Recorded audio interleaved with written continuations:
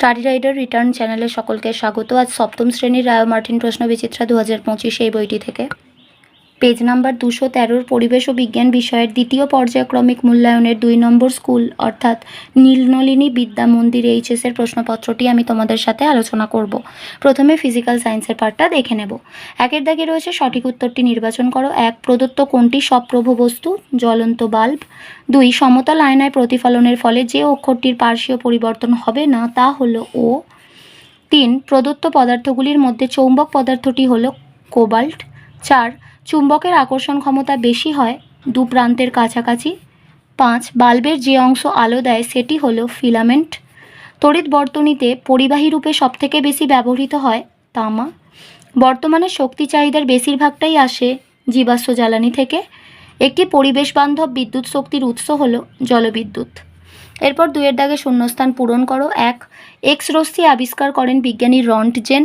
2 you আকৃতির চুম্বককে বলা হয় অশ্বক্ষুরাকৃতি চুম্বক। 3 পেট্রোলিয়াম এক প্রকার জীবাশ্ম জ্বালানি। 4 বৈদ্যুতিক সার্কিটের নিরাপত্তার জন্য ফিউজ তার ব্যবহার করা হয়।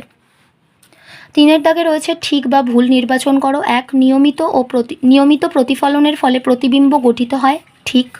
2 একটি দণ্ডচুম্বককে লোহার গুঁড়োর মধ্যে ডোবালে ওই দণ্ডচুম্বকটির সব জায়গায় সমানভাবে লোহার গুঁড়ো আটকে থাকবে, ভুল। 3 এলইডিতে ফিলামেন্ট থাকে না, ঠিক। 4 তাপবিদ্যুৎ কেন্দ্রে গ্যাস পুড়িয়ে বিদ্যুৎ উৎপাদন করা হয়, ভুল। 4 দাগে রয়েছে 2 একটি শব্দে উত্তর দাও। 1 পেরিস্কোপ যন্ত্রে 2টি সমতল দর্পণ কত ডিগ্রি কোণ করে অবস্থান করে? 45 ডিগ্রি। 2 ছায়ার গাঢ় অন্ধকার অঞ্চলকে কি বলে? প্রচ্ছায়া। 3 আপতন কোণ ও প্রতিফলন কোণের সমষ্টি 90 ডিগ্রি হলে প্রতিফলন কোণের মান কত? 45 ডিগ্রি। 4 পৃথিবী নিজেই একটি বিরাট চুম্বক, এই কথাটি সর্বপ্রথম কে বলেন? Doctor Gilbert. 5 তড়িতের সুপরিবাহী পদার্থের 2টি উদাহরণ দাও। লোহার পেরেক ও স্টিলের চামচ। 6 তড়িৎ প্রবাহ বলতে কি বোঝায়? কোনো মাধ্যমের ভিতর দিয়ে তড়িৎগ্রস্ত বা তড়িদাহিত কণা বা আধানের নিরবচ্ছিন্ন গতি বা স্রোতকে বলা হয় তড়িৎ প্রবাহ। একটি তরল জীবাশ্ম জ্বালানির নাম লেখো। পেট্রোলিয়াম। বায়োগ্যাসের মুখ্য উপাদান কি? মিথেন। এরপরে 5 দাগে 2-3টি বাক্যে উত্তর দাও। 1 আপতন কোণের মান 60 ডিগ্রি হলে প্রতিফলন কোণের মান কত? আপতন কোণ 60 ডিগ্রি। প্রতিফলনের সূত্রানুযায়ী প্রতিফলন কোণও হবে 60 ডিগ্রি, কারণ আপতন কোণ প্রতিফলন কোণের সমান হয়। 2 দাগের প্রশ্নে রয়েছে নিয়মিত প্রতিফলন ও বিক্ষিপ্ত প্রতিফলনের মধ্যে 2টি পার্থক্য লেখো। বিষয় হচ্ছে 1 নম্বর তলের মসৃণতা। নিয়মিত প্রতিফলক তল মসৃণ হওয়া প্রয়োজন। বিক্ষিপ্ত প্রতিফলক তল অমসৃণ হওয়া প্রয়োজন। 2 নম্বর প্রতিফলিত রশ্মিগুচ্ছের অভিমুখ। নিয়মিত প্রতিফলিত রশ্মিগুলি একটি নির্দিষ্ট দিকে যায়। বিক্ষিপ্ত প্রতিফলিত রশ্মিগুলি বিভিন্ন দিকে ছড়িয়ে পড়ে। 3 নম্বর হচ্ছে চুম্বকের বিভিন্ন ধর্মগুলি লেখো। চুম্বকের বিশেষ কয়েকটি ধর্ম। 1 নম্বর চুম্বকের সর্বদা 2টি বিপরীত মেরু থাকে। এই মেরু দুটি হলো উত্তর মেরু এন এবং দক্ষিণ মেরু এস। 2 চুম্বকের আকর্ষণ ধর্ম আছে। চুম্বক লোহা, নিকেল, কোবাল্ট, স্টিল ইত্যাদিকে আকর্ষণ করে। 3 নম্বর পয়েন্ট হচ্ছে চুম্বকের দিকদর্শী ধর্ম আছে। একটি বাধাহীনভাবে ঝুলন্ত বা ভাসমান চুম্বক সর্বদা উত্তর দক্ষিণ মুখ করে অবস্থান করে। 4 চুম্বকের সমমেরু পরস্পরকে বিকর্ষণ ও বিপরীত মেরু পরস্পরকে আকর্ষণ করে। 4 দাগের প্রশ্নে রয়েছে কোনো চুম্বকের চুম্বকত্ব কী কী কারণে নষ্ট হতে পারে? 1 নম্বর চুম্বককে বারবার আঘাত করলে বা আছাড় দিলে চুম্বকত্ব নষ্ট হয়। 2 চুম্বককে উত্তপ্ত করলে তার চুম্বকত্ব নষ্ট হয়। 3 একটি চুম্বককে অনেকদিন মাটিতে পুঁতে রাখলে ভূচুম্বক আবেশের দরুন তার চুম্বকত্ব নষ্ট হয়। 5 নম্বর প্রশ্ন ফিউজ তারের কার্যনীতি লেখো। ফিউজ তারের কার্যনীতি। ফিউজ হলো তড়িৎ বর্তনীতে ব্যবহৃত একটি সুরক্ষামূলক ব্যবস্থা। তারটির উপাদানের গলনাঙ্ক খুব কম এবং রোধ যথেষ্ট উচ্চ মানের হয়।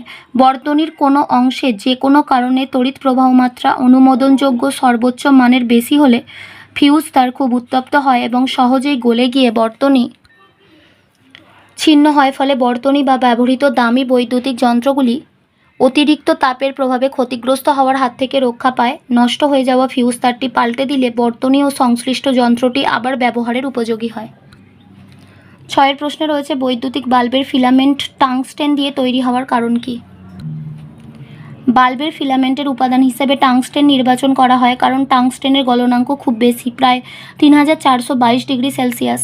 তাই বিদ্যুৎ শক্তি প্রথমে তাপ শক্তি ও পরে আলোক শক্তিতে রূপান্তরিত হয় এবং সেই সময়ে টাংস্টেনের তার গলে যায় না, অর্থাৎ উচ্চ উষ্ণতায় উত্তপ্ত হলেও ফিলামেন্ট তার এবং সেই সঙ্গে বাতিটিকে নিরাপদে ব্যবহার করা যায়।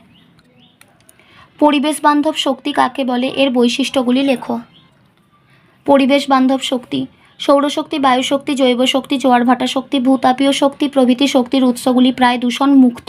এ কারণে এই শক্তি থেকে পরিবেশে ও জীবজগতের ক্ষতির সম্ভাবনা খুব কম হয়, তাই এগুলিকে বলা হয় পরিবেশ বান্ধব শক্তি। পরিবেশ বান্ধব শক্তির বৈশিষ্ট্যগুলি হলো: 1. সহজলভ্য, 2. বারবার ব্যবহার করা যায়, 3. পরিবেশ দূষণ সৃষ্টি করে না, 4. নিঃশেষিত হবার সম্ভাবনা কম থাকে। 8 প্রশ্নে রয়েছে স্কুলে যাতায়াতের পথে বা বাড়িতে দেখেছো এমন 3টি জীবাশ্ম জ্বালানির ব্যবহার লেখো। জ্বালানিগুলোর নাম হচ্ছে কয়লা, পেট্রোল আর কেরোসিন। এরপরে ব্যবহার: প্রথমে কয়লার ব্যবহার হচ্ছে কয়লার দহনে যে তাপশক্তি উৎপন্ন হয় তা ব্যবহার করে তাপবিদ্যুৎ উৎপাদন করা হয়। 2 নম্বর হচ্ছে পেট্রোলিয়াম থেকে প্রাপ্ত পেট্রোল, ডিজেল প্রভৃতি জেনারেটর, মোটরগাড়ি, পাওয়ার টিলার প্রভৃতি চালাতে ব্যবহৃত হয়। আর 3 নম্বর হচ্ছে কেরোসিন, রান্নার কাজে, হ্যারিকেন, টেবিল ল্যাম্পে আলো জ্বালাতে ব্যবহৃত হয়। এরপরে আমরা লাইফ সায়েন্সের পার্টটা দেখে নেব। 1 দাগে রয়েছে সঠিক উত্তরটি নির্বাচন করো। একটি ফুলের সবথেকে বাইরের স্তবক হলো, এটা হবে বৃতি, অর্থাৎ অপশান এ হবে এখানে। 2 দাগে নিষেকের পর ডিম্বাশয় রূপান্তরিত হয় ফলে। 3 একটি একবীজপত্রী বীজের উদাহরণ হলো ধান। 2 দাগে ঠিক বা ভুল নির্বাচন করো। পর্ব ও পর্বমধ্য উদ্ভিদের কাণ্ডের থাকে, ঠিক। 3 দু একটি শব্দে উত্তর দাও। 1 উদ্ভিদের পাতার প্রধান কাজ কি? উদ্ভিদের পাতার কাজ হচ্ছে সালোক সংশ্লেষ, শ্বসন ও বাষ্পমোচন ক্রিয়ায় অংশগ্রহণ করা। এরপরে 2 দাগের প্রশ্নে রয়েছে একটি সম্পূর্ণ ফুলের 4টি স্তবকের নাম লেখো। বৃতি, দলমণ্ডল, পুংস্তবক আর স্ত্রীস্তবক। 4 দাগে 2-3টি বাক্যে উত্তর দাও। 1 উদ্ভিদের মূল আমাদের রোজকার জীবনে কি কি কাজে লাগে?